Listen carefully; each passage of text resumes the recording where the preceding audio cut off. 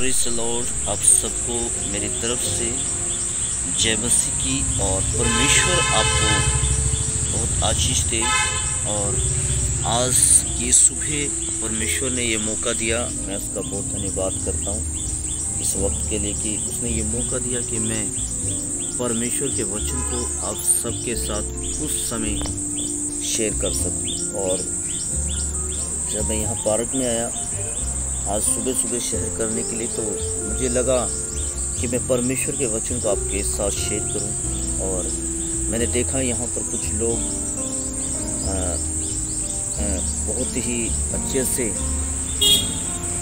अपने शरीर को मेंटेन करने के लिए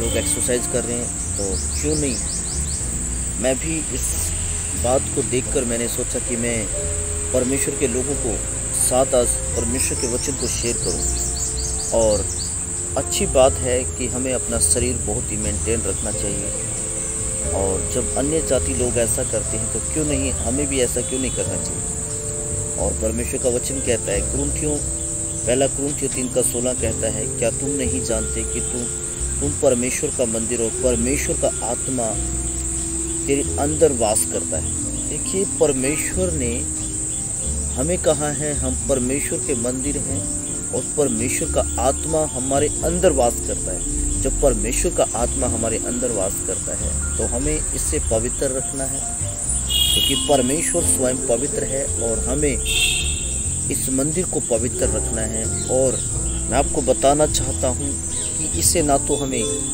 इस देह को ना तो हमें खराब करना है, नहीं। वचन में लिखा आगे अगर हम पढ़ते हैं तो वहाँ पे लिखा है, जो परमेश्वर के मंदिर को नष्ट करता है परमेश्वर उसे नष्ट करेगा। आज लोग भय विचार के कारण अपने शरीर को नाश कर रहे हैं, नशों के कारण अपने शरीर को नाश कर रहे हैं, तरह तरह के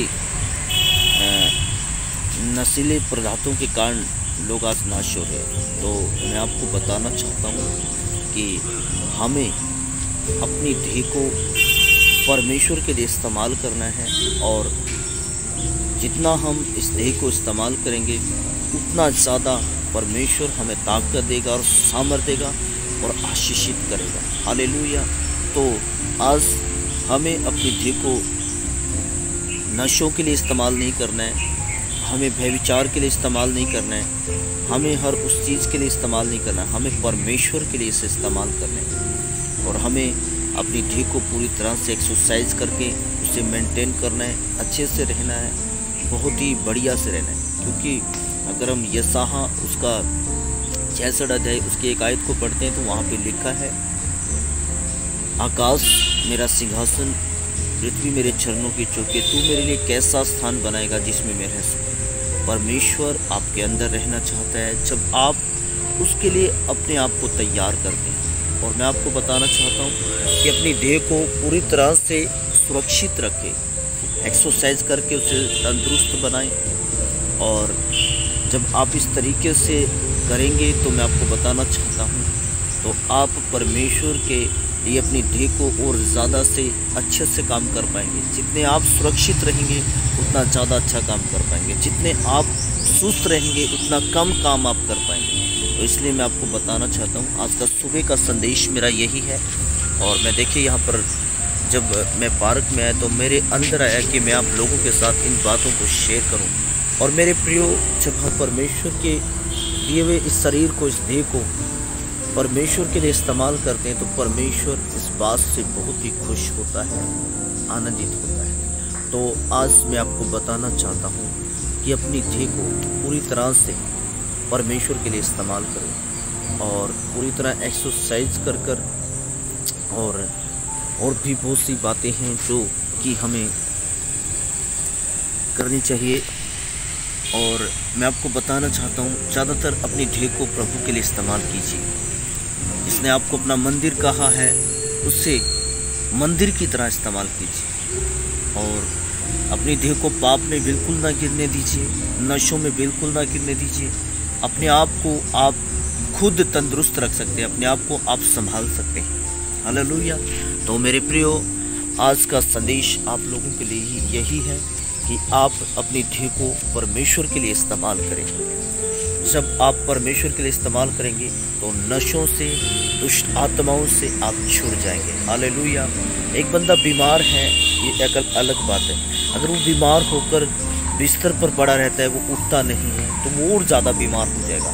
अगर वो उठकर थोड़ा सा एक्सरसाइज करे तो मैं आपको बताना चाहता हूँ उसके शरीर में कुदरत का दिया हुआ, परमेश्वर की दी हवाएं, परमेश्वर का दिया हुआ ऑक्सीजन वो कार्य करेगा और वो हद से ज़्यादा सुरक्षित हो जाएगा। तो मैं आपको बताना चाहता हूँ कि आज आप परमेश्वर के वचन को अपने जीवन में लीजिए और उसके वचनों को याद करके हर काम को कीजिए और आप परमेश्वर की दया से और उसकी हजूरी से सुरक्षा में रहें। हालेलुया।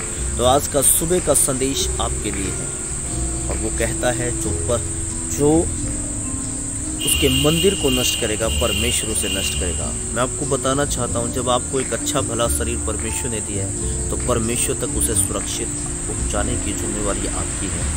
सोचिए, आपको कोई एक साइकिल दे देता है और वो बोलता है आपके पास कोई साधन नहीं है और आप ड्यूटी के लिए कुछ लोग गरीब होते हैं तो उनके पास साइकिल भी नहीं होता है। तो मैं इस तरीके से बात करने की कोशिश करता हूँ। तो सोचिए, आपको कोई साइकिल दे देता है और आपको साइकिल इसलिए देता है कि अच्छा भाई, आप क्या करना, आप काम करना और इस साइकिल को तंदुरुस्ती से रखना। और आप क्या करते हैं, उस साइकिल का पैडल तोड़कर और हैंडल तोड़कर और चक्के तोड़कर उसके हाथ में ले जाकर दे देते हैं जिसने आपको साइकिल दिया। वो आपके साथ क्या करेगा, सोचिए जरा।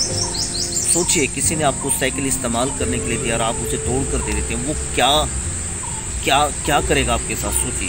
वो आपको छोड़ेगा नहीं। और मैं आपको बताना चाहता हूँ वो क्यों नहीं छोड़ेगा, क्योंकि उसने आपको तंदुरुस्त साइकिल दी, काम करने के लिए दी, आपको यूज़ करने के लिए दी, आपकी मदद की, लेकिन आपने उसे तोड़ कर दिया।